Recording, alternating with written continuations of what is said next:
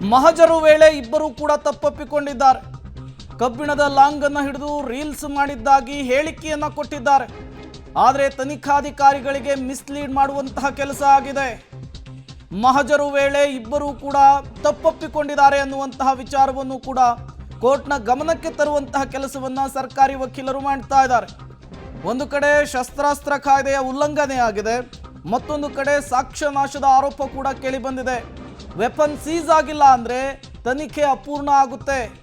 ಮಹಜರು ವೇಳೆ ಇಬ್ಬರೂ ಕೂಡ ತಾವು ಬಳಸಿದ್ದು ಅಸಲಿ ಮಚ್ಚು ಅಂತೇಳಿ ತಪ್ಪೊಪ್ಪಿಕೊಂಡಿದ್ದಾರೆ.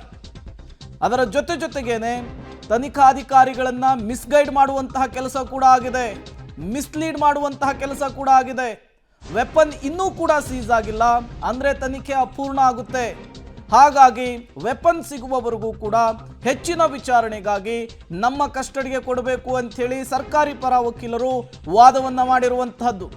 ಇದಕ್ಕೆ ಆರೋಪಿಗಳ ಪರ ವಕೀಲರು ಸಹಜವಾಗಿಯೇ ಪ್ರತಿವಾದವನ್ನು ಮಂಡಿಸ್ತಾರೆ. ಕೋರ್ಟ್ ಅಂತಿಮವಾಗಿ ಯಾವ ರೀತಿಯ ಆದೇಶವನ್ನ ಸೂಚನೆಯನ್ನು ಕೊಡುತ್ತೆ ಅನ್ನೋದು ಕೆಲವೇ ಕ್ಷಣಗಳಲ್ಲಿ ಗೊತ್ತಾಗುತ್ತೆ.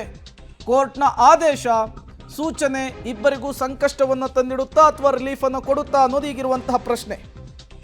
ಮತ್ತಷ್ಟು ಡೀಟೇಲ್ಸ್ ಅನ್ನು ಕೊಡ್ತಾರೆ ಉಮೇಶ್, ನೇರ ಸಂಪರ್ಕದಲ್ಲಿ ಜಾಯಿನ್ ಆಗಿದ್ದಾರೆ. ಉಮೇಶ್, ಒಂದು ಕಡೆ ಶಸ್ತ್ರಾಸ್ತ್ರ ಕಾಯ್ದೆಯ ಉಲ್ಲಂಘನೆಯ ಆರೋಪ, ಮತ್ತೊಂದು ಕಡೆ ಸಾಕ್ಷ್ಯ ನಾಶದ ಆರೋಪ. ಈ ಎರಡು ಆರೋಪದ ನಡುವೆಯೂ ಕೂಡ ಪೊಲೀಸರ ಇನ್ವೆಸ್ಟಿಗೇಷನ್ ಇನ್ನೂ ಕೂಡ ಕಂಪ್ಲೀಟ್ ಆಗಿಲ್ಲ. ಕಾರಣ ಅವರು ಬಳಸಿರುವಂತಹ ಮಚ್ಚು ಇನ್ನೂ ಕೂಡ ಸಿಕ್ಕಿಲ್ಲ. ಹಾಗಾಗಿ ಈ ಸಂದರ್ಭದಲ್ಲಿ ಈ ರೀತಿಯ ಪ್ರಕರಣದಲ್ಲಿ ಆರೋಪಿಗಳಿಗೆ ಜಾಮೀನು ಸಿಗುವಂತಹ ಪಾಸಿಬಿಲಿಟೀಸ್ ಎಷ್ಟಿರುತ್ತೆ ಅಂತ ಹೇಳಿ?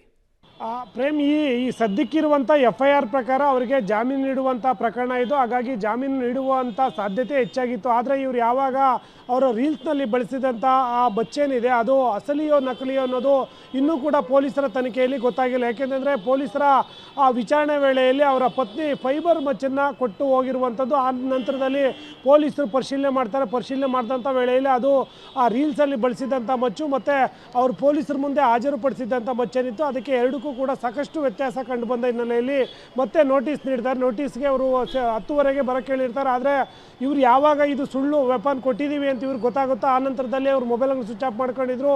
10:30ಯಿಂದ 2:30 ತನಕ ಯಾರ ಸಂಪರ್ಕಕ್ಕೂ ಸಿಗದಾನೆ 2:30 ನಂತರದಲ್ಲಿ ಪೊಲೀಸ್ ಠಾಣೆಗೆ ಹಾಜರಾಗಿರುವಂಥದ್ದು. ಇಲ್ಲಿ ಪ್ರಮುಖವಾಗಿ ಪೊಲೀಸರಿಗೆ ಅವರು ಬಳಸಿದಂಥ ಮಚ್ಚೇನಿದೆ ಅದ್ರ ಸಿಗಬೇಕಾಗುತ್ತೆ. ಅದು ಸಿಕ್ಕ ನಂತರದಲ್ಲಿ ಆ ನಂತರದಲ್ಲಿ ಆ ಪೊಲೀಸರು ಒಂದು ಕ್ಲಾರಿಟಿಗೆ ಬರ್ತಾರೆ, ಇದು ನಕಲಿಯೋ ಅಸಲಿಯೋ ಅಂತ. ಅದ್ರ ಸಿಗೋ ತನಕ ಈಗ ಅವರನ್ನು ಮತ್ತೆ ಜಾಮೀನು ಕೊಟ್ಟು ಕಳಿಸಿದರೆ ಆ ವೆಪನ್ ಏನಿದೆ ಅದನ್ನು ವಶಕ್ಕೆ ಪಡಬೇಕಾಗುತ್ತೆ. ವಶಕ್ಕೆ ಪಡೆದೇನೆ ತನಿಖೆ ಪೂರ್ಣ ಆಗೋದಿಲ್ಲ. ಆ ನಿಟ್ಟಿನಲ್ಲಿ ಅವ್ರನ್ನ ಕಸ್ಟಡಿಗೆ ಕೊಟ್ಟರೆ ಹೆಚ್ಚಿನ ತನಿಖೆ ನಡೆಸಿ ಆ ಜಾಗದ ಏನು ಅವರು ಬಳಸ್ತಿದ್ದಂಥ ವೆಪನ್ ಏನಿದೆ ಅದನ್ನು ಅಸಲಿ ಅಂತೇಳಿ ಅವರ ಪೊಲೀಸರ ವಿಚಾರಣೆ ವೇಳೆಯಲ್ಲಿ ಒಪ್ಕೊಂಡಿರುವಂಥದ್ದು. ಹಾಗಾಗಿ ಅದು ಆ ಮಚ್ಚು ಎಲ್ಲಿದೆ ಅನ್ನೋದ್ರ ಬಗ್ಗೆ ಈಗ ತನಿಖೆ ನಡೆಸಬೇಕು. ಅದನ್ನು ಕಸ್ಟಡಿಗೆ ಪಡ್ಕೋಬೇಕು. ಕಸ್ಟಡಿಗೆ ಪಡ್ಕೊಂಡ ನಂತರದಲ್ಲಿ ಮುಂದೆ ನೆಕ್ಸ್ಟು ಕೋರ್ಟ್ ಮುಂದೆ ಹಾಜರುಪಡಿಸಬೇಕಾಗುತ್ತೆ. ಈಗಲೇ ಹಾಜರುಪಡಿಸಿ ಈಗೇನಾದರೂ ಜಾಮೀನು ಕೊಟ್ಟರೆ ಅವರಿಗೆ ಮತ್ತೆ ರಿಕವರಿ ಮಾಡೋದು ಕಷ್ಟ ಆಗುತ್ತೆ ಅನ್ನೋ ನಿಟ್ಟಿನಲ್ಲಿ ಅವರ ಸರ್ಕಾರಿ ಪರ ವಕೀಲರು ಕೂಡ ವಾದ ಮಾಡ್ತಾ ಇದ್ದಾರೆ. ನಂತರದಲ್ಲಿ ಈಗ ಅವರಿಗೆ ಜಾಮೀನು ಸಿಗುತ್ತಾ ಅಥವಾ ಮತ್ತೆ ಕಸ್ಟಡಿಗೆ ಕೊಡ್ತಾರಾ ಅನ್ನೋದು ಇನ್ನೇನು ಕೆಲವೇ ಕ್ಷಣಗಳಲ್ಲಿ ಗೊತ್ತಾಗಬೇಕಾಗಿದೆ. ಪ್ರೇಮ್, ಥ್ಯಾಂಕ್ ಯು ಉಮೇಶ್ ತಮ್ಮೆಲ್ಲ ಮಾಹಿತಿಗಾಗಿ. ಜಾಮೀನನ್ನು ಕೊಡಬೇಕು ಅಂಥೇಳಿ ಆರೋಪಿಗಳ ಪರ ವಕೀಲರು, ಜಾಮೀನನ್ನು ಮಂಜೂರು ಮಾಡಬಾರ್ದು ಅಂಥೇಳಿ ಸರ್ಕಾರಿ ವಕೀಲರ ವಾದ ಪ್ರತಿವಾದ ಮುಂದುವರಿತಾ ಇದೆ. ಜಾಮೀನನ್ನು ಕೊಡೋದು ಬಿಡೋದು ಕೂಡ ನ್ಯಾಯಾಲಯದ ವಿವೇಚನೆಗೆ ಬಿಟ್ಟಿರುವಂತಹ ಅಧಿಕಾರವಾಗಿರುತ್ತೆ. ಬಟ್ ಕೆಲವೇ ಕ್ಷಣಗಳಲ್ಲಿ ಆ ಆದೇಶ ಏನಾಗಿರುತ್ತೆ ಅನ್ನೋದು ಹೊರಬೀಳುತ್ತೆ. ಕೋರ್ಟ್ ಕೊಡುವಂತಹ ಇವತ್ತಿನ ಆದೇಶ ಇಬ್ಬರು ಕಿರುತೆರೆ ನಟರಿಗೆ ಬಿಗ್ ರಿಲೀಫ್ ಕೊಡುತ್ತಾ ಅಥವಾ ಮತ್ತೆ ಕಾನೂನು ಹೋರಾಟವನ್ನು ಮುಂದುವರಿಸಬೇಕಾದಂತಹ ಪರಿಸ್ಥಿತಿಯನ್ನು ಸೃಷ್ಟಿ ಮಾಡುತ್ತಾ ಅನ್ನೋದನ್ನು ಕಾದು ನೋಡಬೇಕು.